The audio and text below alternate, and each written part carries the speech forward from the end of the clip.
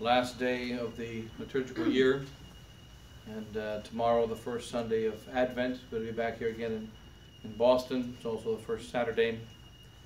And then just a few considerations. And Father and Son, Holy Ghost, amen. The world will have its last day, the day of judgment. And we consider that day of judgment actually these 8 days. That is from this last Sunday, the 24th Sunday after Pentecost, until tomorrow, the first Sunday of Advent. Every one of us is going to face Christ. We're going to face Him, the most just judge. And every human being is going to face Him. Every nation faces Him. Every city faces Him. And remember that God speaks of the judgment of the nations, judgment of the cities, judgment of the families. And so everyone is going to face His judgment. And we consider that judgment in this day, the final day. Tomorrow, the first Sunday of Advent. The first Sunday of Advent, in fact, will be identical to last Sunday, the day of the judgment. The Christ is coming to judge the living and the dead. Remember, it's Jesus Christ who's coming. You know, very often times when you go into a trial, you know, you remember that, like one of our parishioners says, you know, what's the difference between a good lawyer and a great lawyer? Well, a good lawyer is one who studied his law books really well, got straight A's in his law course, and the great lawyer, he's a friend of the judge. So if you're a friend of the judge, you're innocent. If you're a friend of the judge and you're the prosecutor, he's guilty. And so what is a good lawyer and a great lawyer? It's very helpful to know a little bit about the judge before we go to a judgment. And so is a judge a Mason? Is a judge a Satanist? Is a judge a just man? Is a judge a king? Is a judge God? We know who the judge is.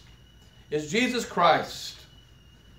And He is going to come in power and majesty on the last day to judge. And He is a most strict judge. But how do we prepare for this judge? What's necessary to be ready for His coming? The judge is coming. And remember that this judge, we know he's going to be very serious. And he's going to judge with 24 men. 12 representatives of the Old Testament, representing the 12 tribes. 12 of the great prophets. And 12 men from the New Testament, which are going to be the 12 apostles. And they're going to sit in the great seat of judgment. At the last day, the trumpet is going to blow, a real trumpet, that shall pierce the heart and ears of every man, every woman, every child. No one who is even deaf will escape the sound of this trumpet, and it will pierce the heart. It will prick the conscience. And the trumpet shall blow, and Christ shall come from the east even unto the west. So he will be coming from the east. He will be going unto the west. The west is the place of death. The east is the place of life, where the sun rises. He is coming from life. He is going to the place of death. And everyone is going to die. There will be no one that escapes death. The Protestants have the heresy. One of the Protestant heresies is the belief in the rapture. That there will be people on the last day who get taken up without death. No, this is wrong. He's going from the east even unto the west. The west is where the darkness is. The west is where the sun sets. The west is the place of death. And notice that our Lord Jesus Christ Himself chose death as the means to conquer Satan. He Himself was subject to death. And also, though you can still be a Catholic and believe the Blessed Virgin Mary did not die, you can believe that she only took a nap, this is the belief of the Easterns and not the belief of the West and not the truth. The truth is that Jesus Christ, that Blessed Virgin Mary, died, just like her Son died. She died of charity, but she died, and she truly died. Every single man died. And we know this also because St. Paul tells us it is given for all men to die, and after death, the judgment. There will be a day in which all men finally die, and that day is a judgment, and we're all preparing for that day. And our preparation is during our own lifetime. The first man to die was Abel, and Abel did not know that he should have lived to be 950 years old. He was only about 20, maybe 30 years old. So you do the math nowadays, he had a long life ahead of him. The 25-year-old Abel. He had at least 900 years. And one day he was taking care of his sheep, and he was brought to death early. He was brought to death by Cain, who envied him and hated him, and he was the first man to face death. And he was preparing for the final judgment. He was preparing for the judgment of God upon all men. And notice the judgment of Abel. What caused that first death? It was the most beautiful thing that caused that first death. It was a tragic death because even though Adam knew that death would come into the world, and Eve knew that death would come into the world, and Adam and Eve knew that there should be no death, but when they saw Abel's blood, and they saw he would not rise until the last day, which would be 6,000 years later, more than 6,000 years later, and there will be many more deaths, and in fact all would die, their heart was ripped out. But let's go back and visit that first death. Abel was a priest. Every man was given to priesthood in those days. He was a priest, and he was given to offer sacrifice. And his sacrifice was to take the sheep. He happened to raise, there are many animals you can raise. You can raise cows, you can raise goats, you can raise all kinds of creatures. He rose sheep. And as a shepherd, he took his greatest sheep and he offered it in a holocaust to God. He took what was his best and gave it to God. And because he took of his best and gave to God, because he gave worthy worship to God at the age of 25, because he loved God above all things, he died. He died because he was a priest. He died because he loved God. He died because he was a shepherd. And though we saw that death as something very tragic, in fact, it's a beautiful thing indeed. Come 2,000 years later, we'll find another shepherd who's going to die on a cross. Another one who's going to die worshiping his Father and his humanity and being God himself in his own divinity. And one who will be killed because he's a priest.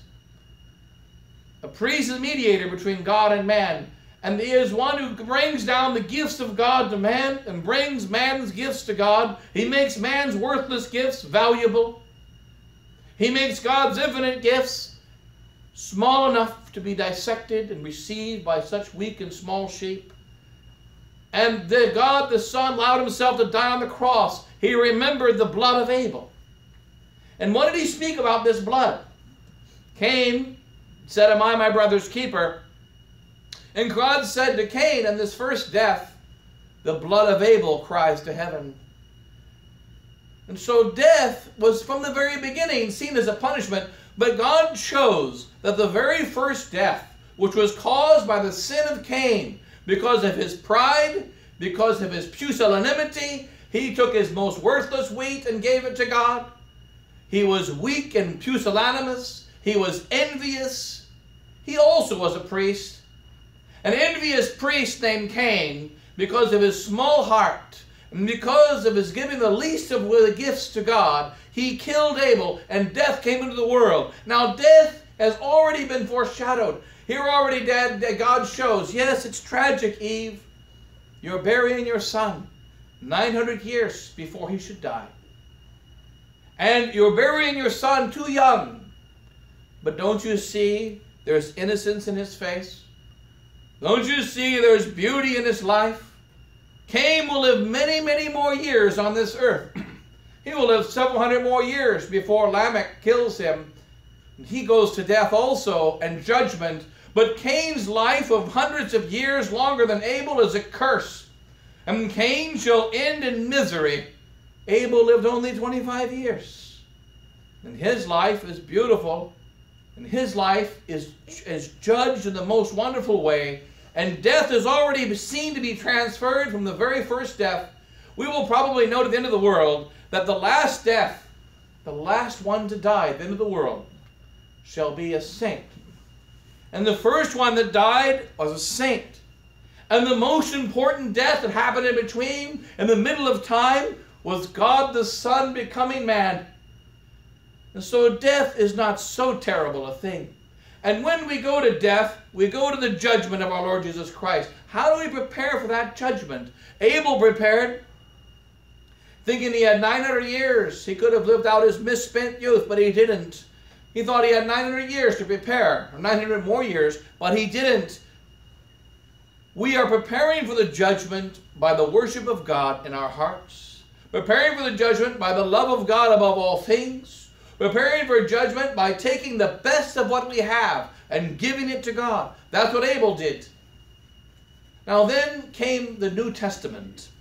And God is preparing souls for judgment. We're all being prepared. The judge is coming. And he has rules. He's going to judge us according to those rules. How do we prepare for that sacred judgment? How many years do we have? Abel died 6,000 years ago. And he was preparing for the final judgment. And there are many billions that have died between the time of Abel's death and our day. And there will be more billions that shall die between our day and the end of the world. 7 billion people on the earth right now, and 7 billion of them are going to die. Every single one of them. And they're all going to face the judgment, and Christ is going to meet them coming from the east. Everyone who's going to meet coming from the east. He is coming from life. He's coming from the light of the sun. He's coming from light. He's coming from life. He's coming from truth. That's where he's coming from. And as the fathers tell us, we have two choices during our life. Face the east or turn to the west. If we turn to the west, we turn to death. We turn to sin. If we turn to the east, we turn to Christ and we turn to life. What are we going to do? We have to turn to the east. Now in the New Testament, our Lord Jesus Christ gave us 7 sacraments. We discuss much these 7 sacraments and worry about them in our times. These are 7 means to eternal salvation. 7 helps to help us through the 7 stages of life, from birth all the way to death, and to get us into the kingdom of heaven. We define a sacrament as an outward sign instituted by Christ to give grace. When we study sacramental theology, we ask the question, were there any kinds of sacraments in the Old Testament, particularly the necessary sacrament of baptism or some kind of penance? They committed sins in the Old Testament. Could they be forgiven?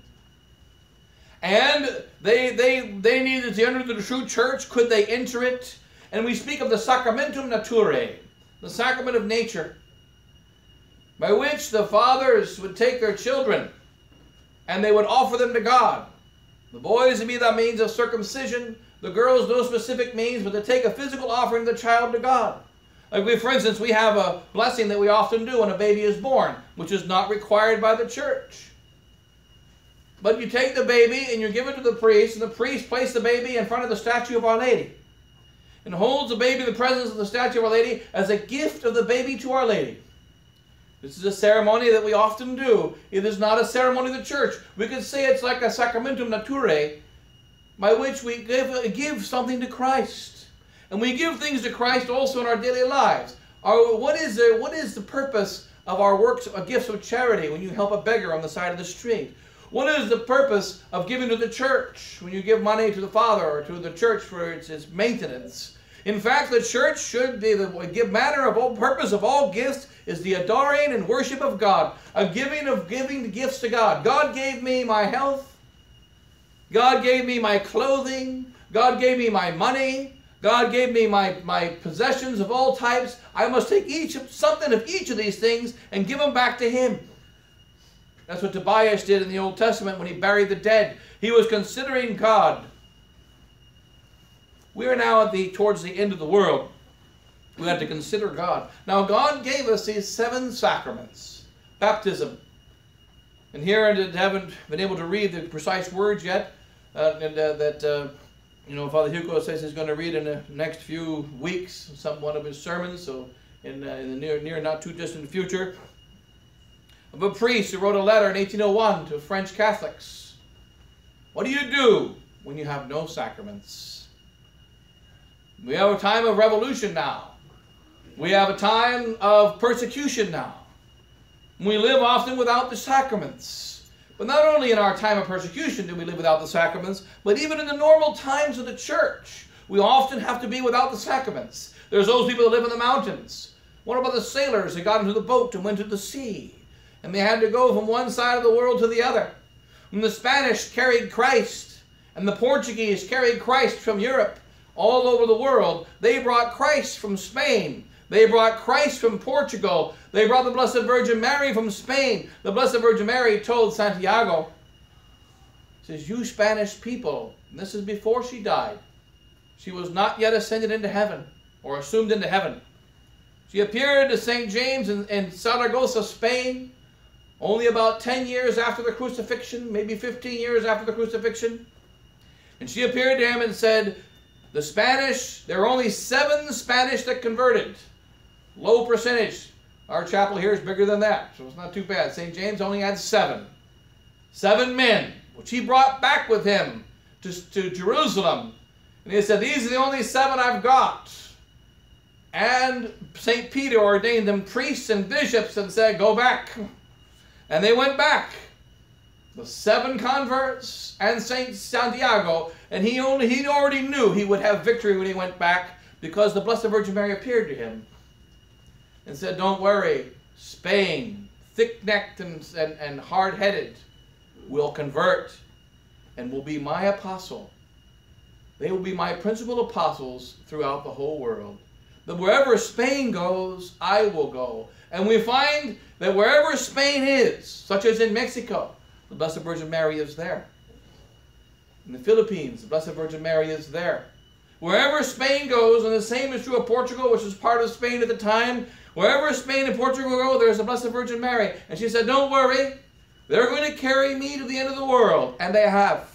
The greatest of all the missionary countries that the God has ever made. But these Spanish and Portuguese, they were not all saints. These conquistadors that got into their boats, but they carried Mary and they carried Christ, and they had to go across the ocean. And they didn't have sacraments.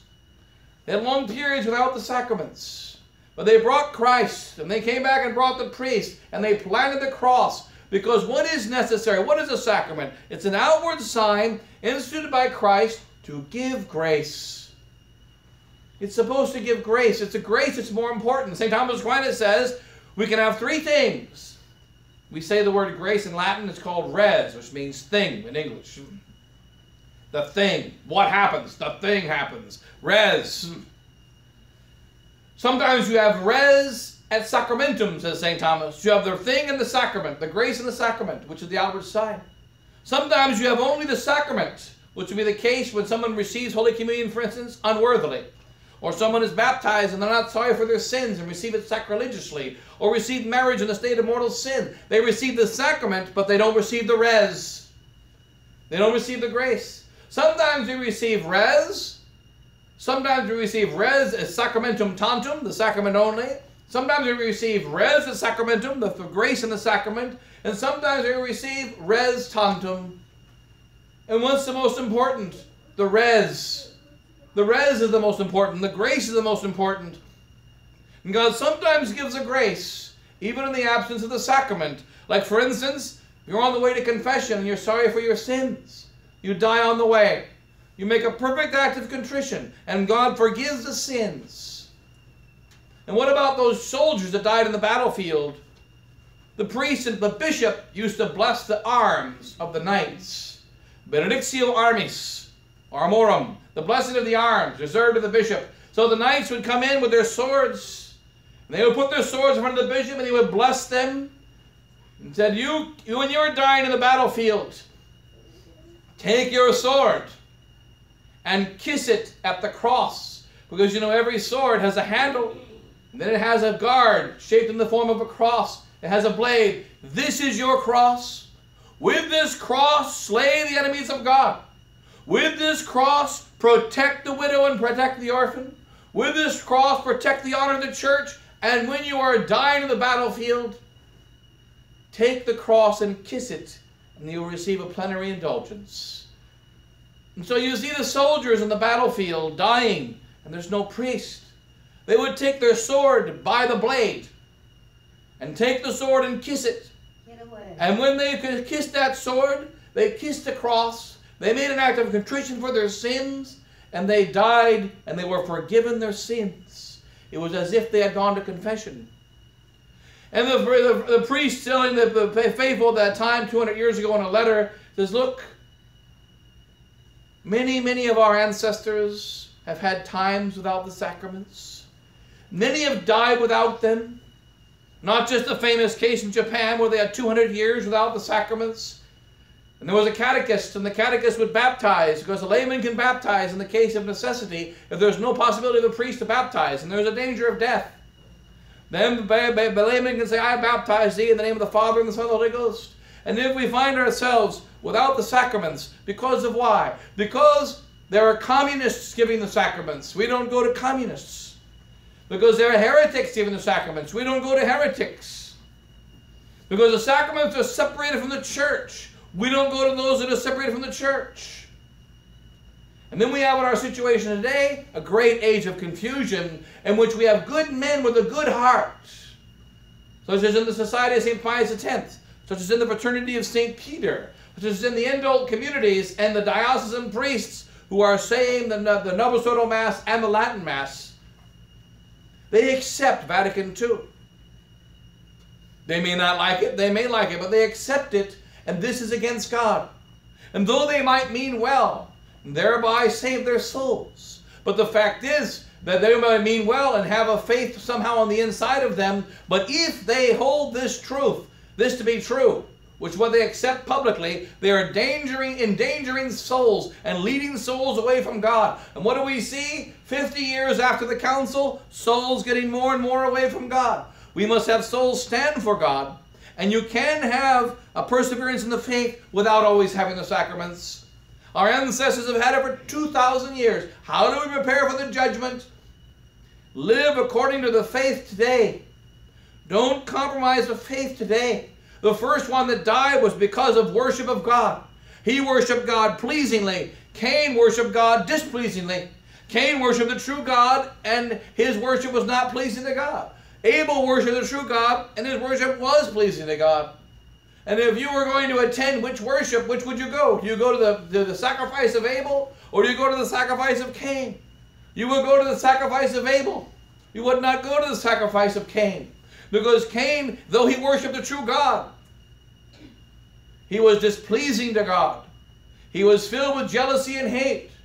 He really worshipped himself more than God. And how do we know that? He was an idolater of himself in reality. And why was that? Because he chose the best for himself and not the best for God. So how do we worship God when you don't have sacraments all the time? And we should do this even if we do have sacraments, and we should do it more.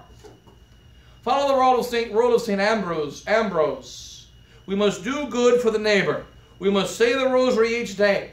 We must find a way to do works of charity for the neighbor. We must find a way to spread the faith. If I worship God, I must worship Him publicly. What is the sacrifice? And the priest said, you know that the Mass is a sacrifice? Do you know that when you don't have Mass, that's a sacrifice?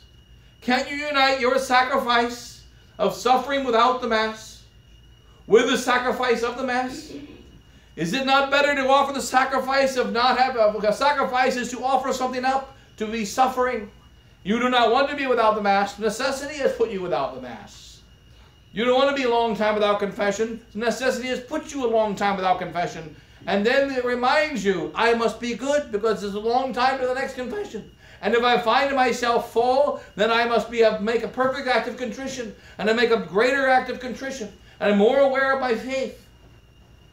Our ancestors have lived hundreds of years in mountains. They have lived all over the world. And some of them have gone many, many years without the sacraments. But they never went a moment without their faith. And they remembered the death of Abel. Maybe he died young. But his death was a beautiful death. And his death was a happy death. Because he died because he was a worshiper of the true God. And he worshipped Him worthily. And whoever faces death, who worships the true God and worships Him worthily, his death shall be beautiful. The age of his death matters not. And guess what happens to all those? And Abel is a warning. That's one reason why in the sacrament of confirmation, when you receive the true sacrament of confirmation, which is the traditional sacrament, what happens? You kneel down in front of the bishop and he gives you a slap. And why does he give a slap? Because if you are faithful, if you worship the true God from your heart, if you have the faith in your heart, if you make it the center of your life, you're going to get slapped. You're going to be attacked. You're going to experience pain. You will be persecuted. And that includes in the ages of faith. There isn't one saint that wasn't persecuted. There isn't one saint that didn't have to fight against heretics. St. Anthony lived in the 1200s.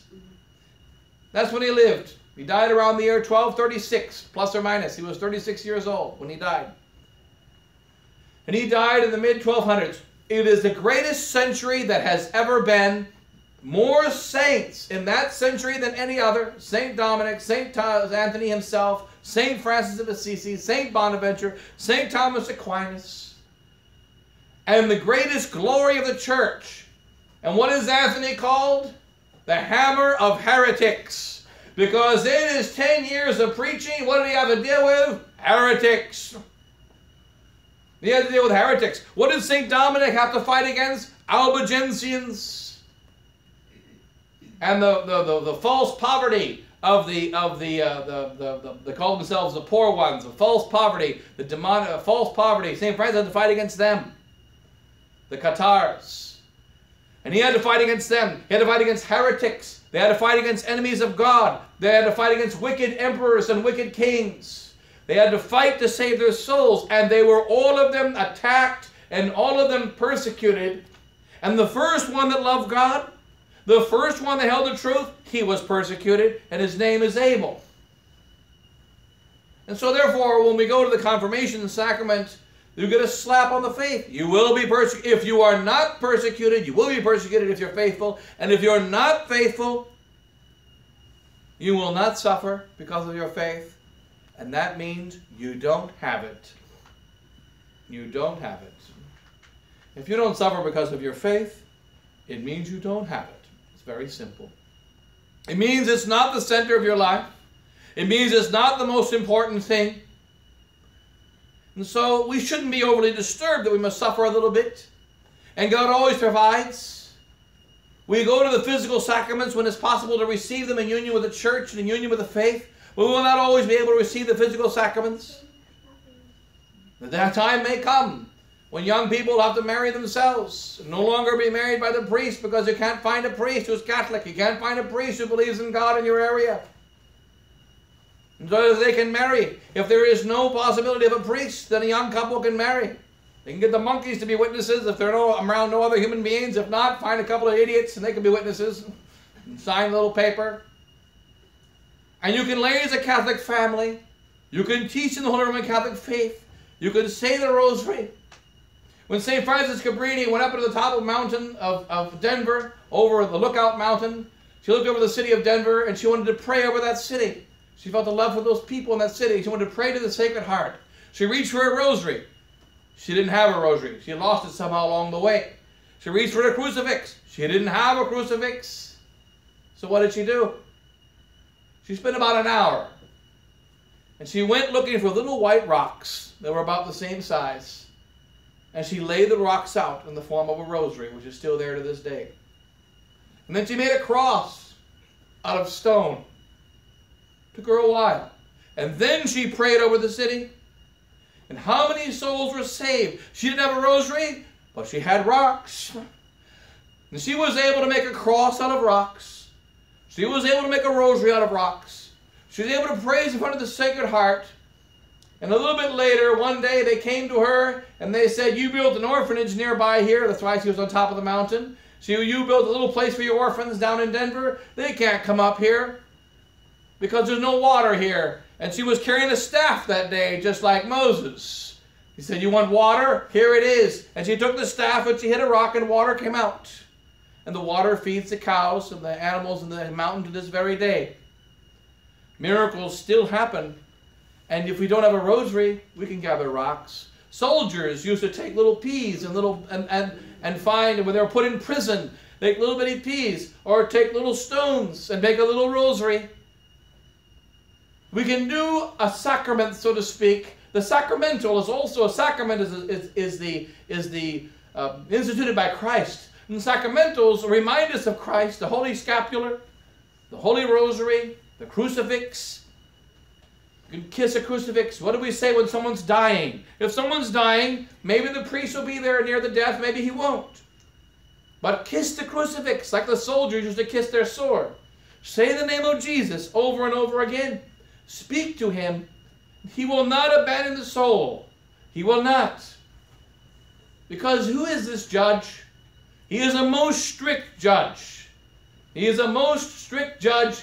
But when we see that judge, we will see, oh, gee, we will see this form coming at us in power and majesty, but then we'll see his face. It is the same face of him that hung on the cross. The same face of him that forgave the good thief. The same face that forgives anyone that is sorry for their sins. The same face that is ready to forgive the most wicked of all. Yes, he is most strict to those that don't turn to his mercy, and to those that don't turn to the love of him above all things. Then he's most strict. But if we turn to him, we'll find that when that judge comes, it'll be a most beautiful day. And then we find ourselves on the right side. And all the sins that we have committed in our lives shall be brought up. Every lie, every wickedness, every violation of all 10 of the commandments and all the virtues, every one of them shall be brought up. But we will see them as washed in the blood of the Lamb. We'll see them washed away by a good confession. And even if we cannot go to the Holy Sacrament of Confession when we're near death, you find yourself in a car accident, you find yourself flying, your plane decides to crash, you make a perfect act of contrition. You beg forgiveness for sins. And if it comes from the heart, it shall be forgiven. And Christ always gives the grace. Remember the word of St. Alphonsus. St. Alphonsus Liguori. As we live, so we die. Live with the love of God in the hearts. Then Abel did not know it was his day of death.